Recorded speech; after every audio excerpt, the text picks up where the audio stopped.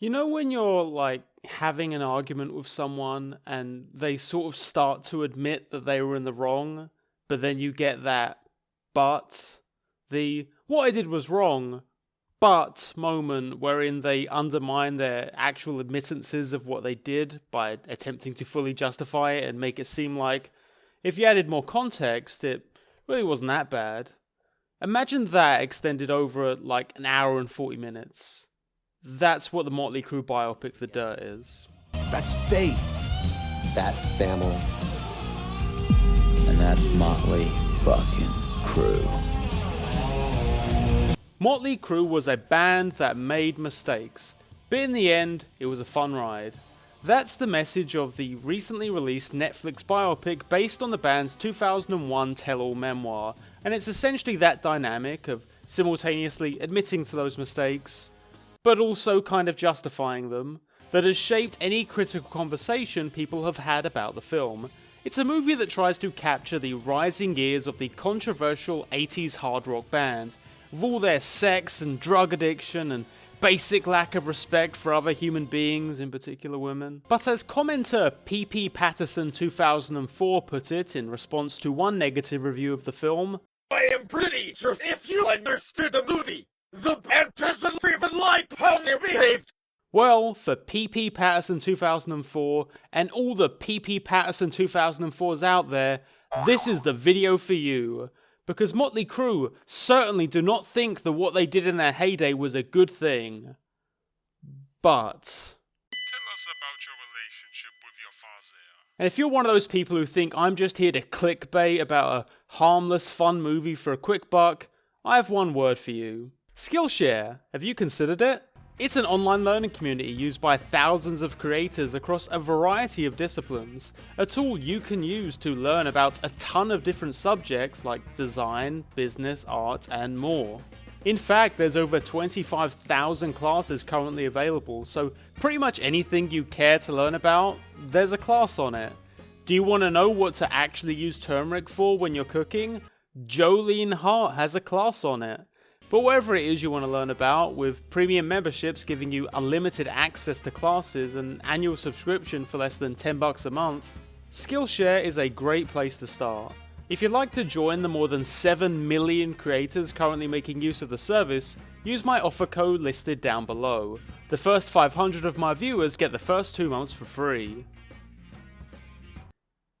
Anyway, The Dirt is a masterclass in understanding the difference between what a movie is saying on a surface level versus the actual messages conveyed by the text.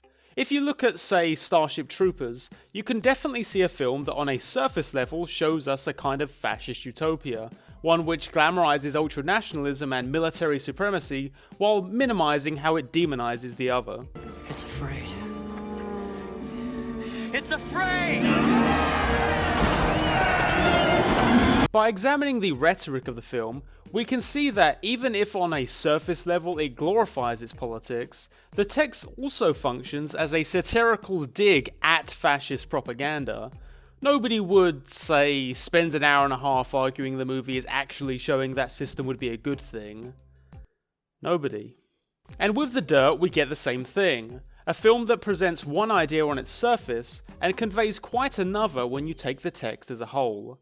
Now, I want this video to be comprehensible, but I also don't want to force people to watch The Dirt, so summary time. Stop me if you've heard this one before. The Dirt is a musical biopic about a small group of societal misfits coming together first to break out of obscurity, then be luckily discovered by a studio executive, play their first big tours, get wrapped up in the glamorous but overwhelming sex and drugs lifestyles of big shot celebrity, play some of their greatest hits for us, break up, fall apart, come back together, and then in the end we find out it was a thing that happened and was probably fun.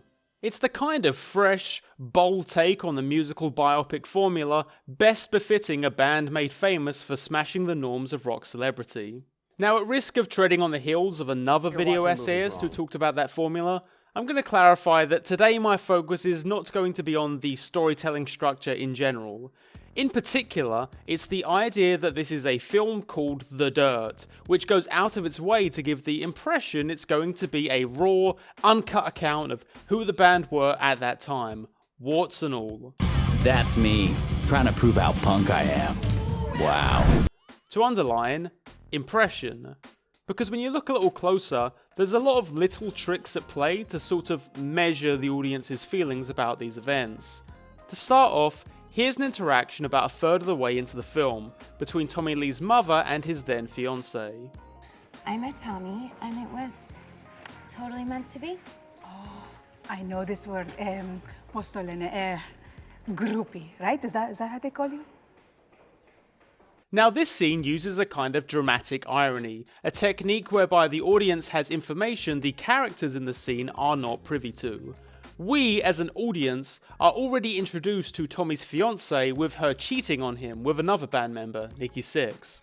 So when Tommy Lee's mother pretty harshly refers to her as a groupie immediately after meeting her, even though Tommy's character does identify that she's being extremely judgmental of this woman she's only just met, the film has already made her right.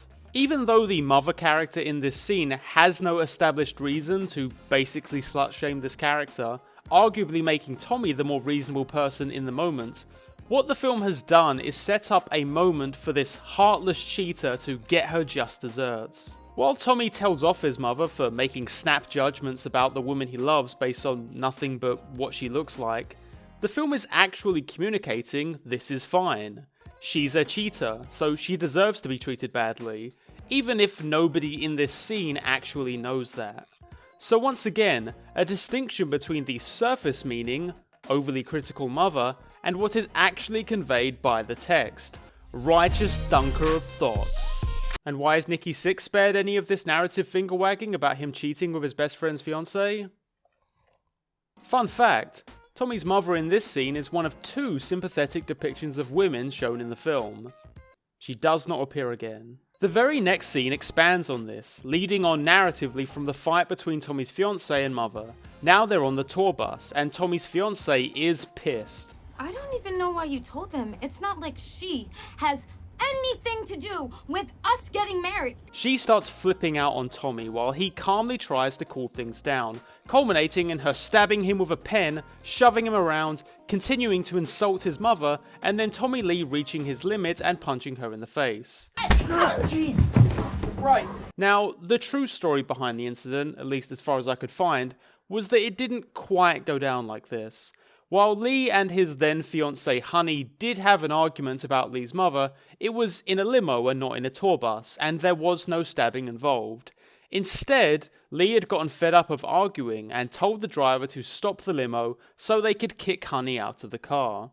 Honey resisted, which then led to Tommy punching her in the face, throwing her out of the limo, tossing her belongings next to her, and speeding off. Now, a film is not a real-life account, and it makes sense the filmmakers chose to make these changes. After all, it probably would have been harder for Tommy Lee to remain a likeable protagonist if they depicted the event as it actually occurred. And Tommy remaining sympathetic is indeed the focus of the scene, even as we are on a surface level shown Tommy at his least sympathetic, punching a woman in the face.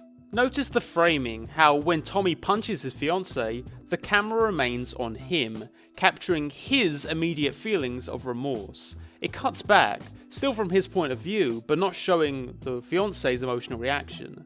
Cut back to a closer shot of Tommy, again highlighting his regret over his actions. A brief shot of his fiancée looking back at him, then right back at Tommy, exclaiming his reasoning for what he did, and then one final token acknowledgement for his fiancée.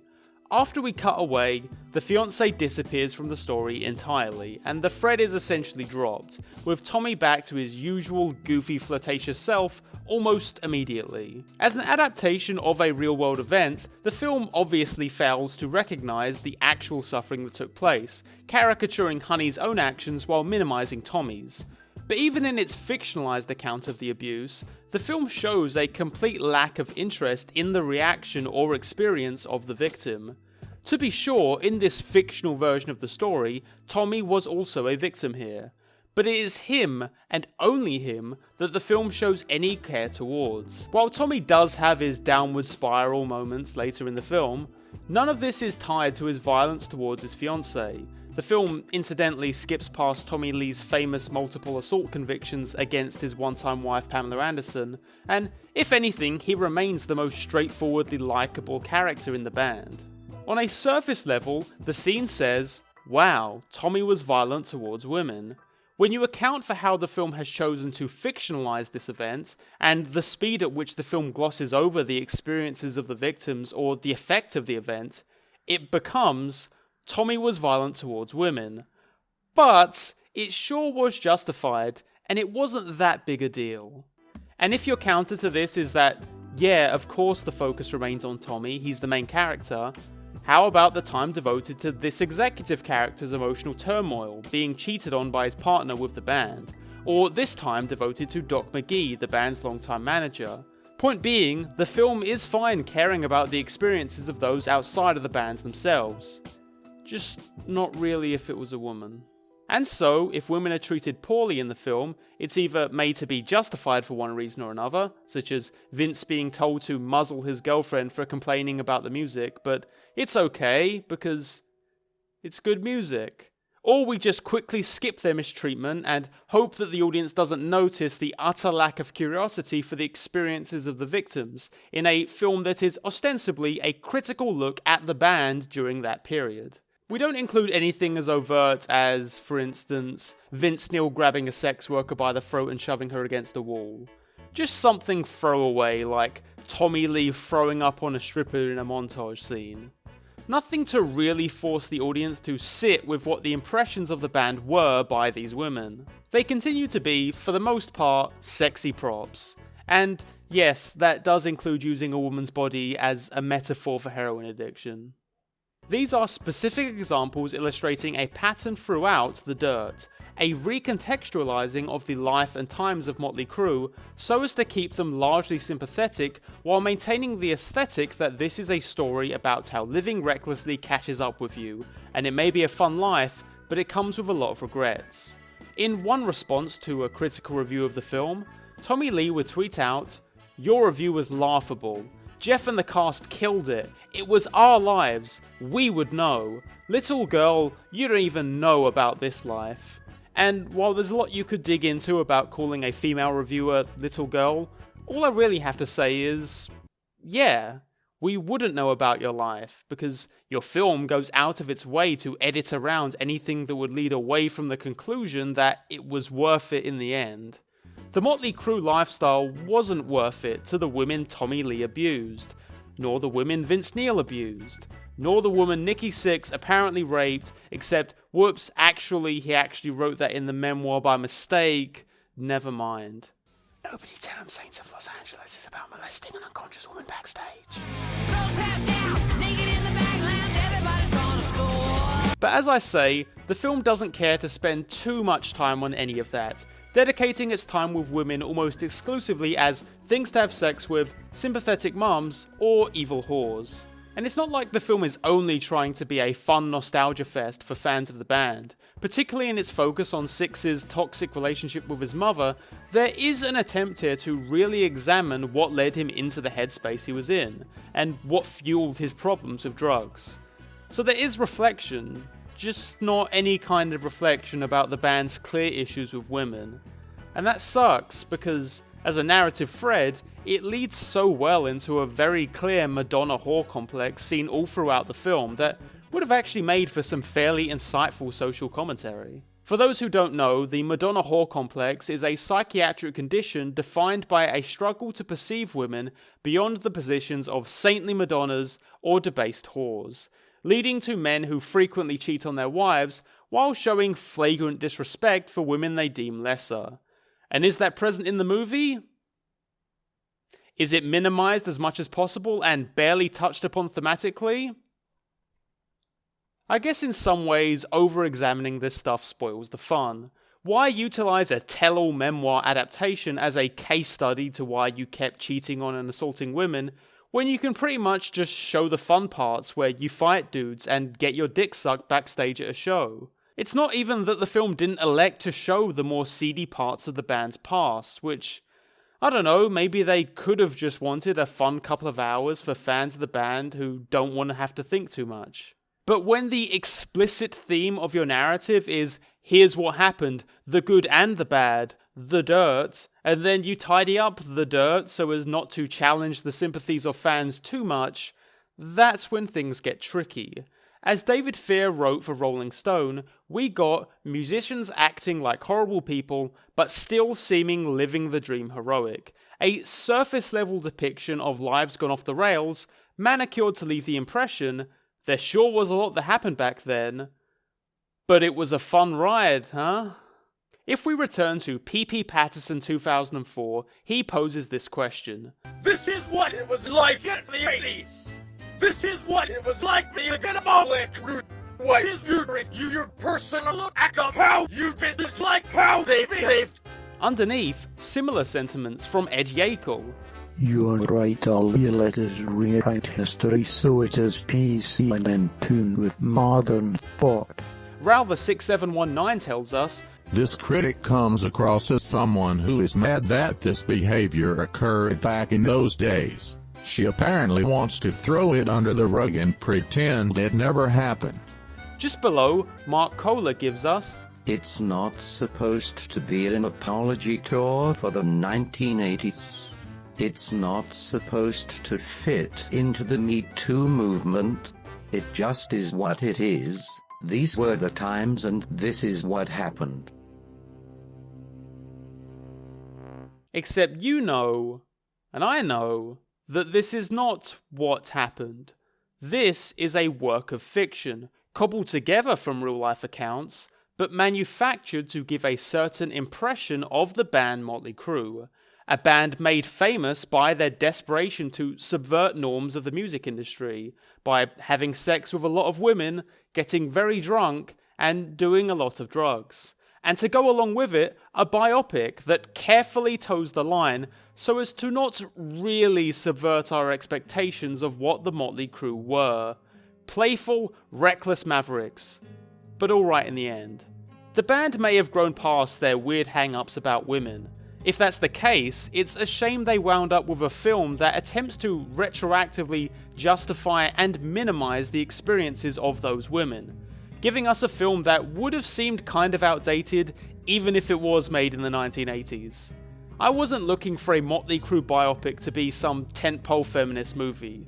I guess what I was hoping for was a movie that did what it said on the tin, exposing an unseen perspective on the band with a new critical eye, instead of the same rose-tinted commercial image packaged up to be enjoyed by someone's middle-aged dad.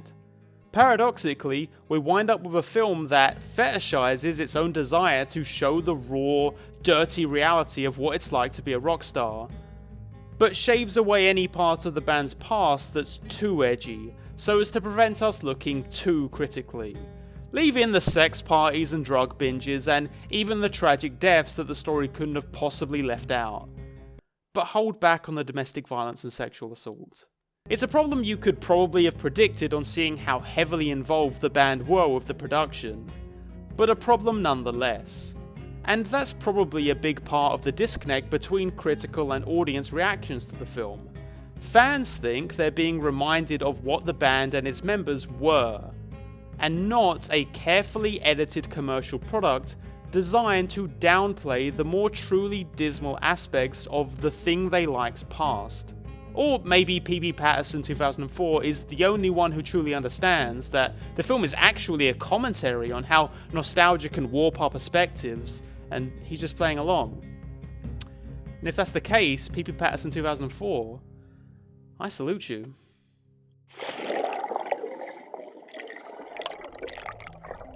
Hey folks, I hope you enjoyed me ranting about a movie you probably have no interest in watching. And sorry about that one, Mötley Crüe fans. Look, come on, I'm kind of one of you. I really like Home Sweet Home. In any case, I hope you all got something out of the video. This one's a bit harsher than I thought it would be when I started writing. Whether or not it still stayed kind of coherent, I'll leave that up to you. As always, whether you agree or disagree with my take, you can let me know in the comments down below. If you did like the video, I'd appreciate a buck or two over on Patreon, or coffee for one-time donations. It'll get you on the list scrolling past, you'll get extra goodies on the Patreon page, and you'll help me keep the show going. If you pay some extra money, you'll even get a special mention, just like Adam Hall, Astral Vagabond, Evie Rosk, Torin the Exile, with an extra special thanks to Kaura Ra and Pamphleteer. You can also get in touch with me on Twitter, and I host fairly regular live streams over on Twitch. Once again, I want to thank Skillshare for sponsoring me with this video. Their support's greatly appreciated, and it's been cool to basically give out free memberships to my viewers the last few months. Other than that, I think the next video will be towards the end of the month, and well, it'll be something. Hope you all have a great week, love you all, and stay safe.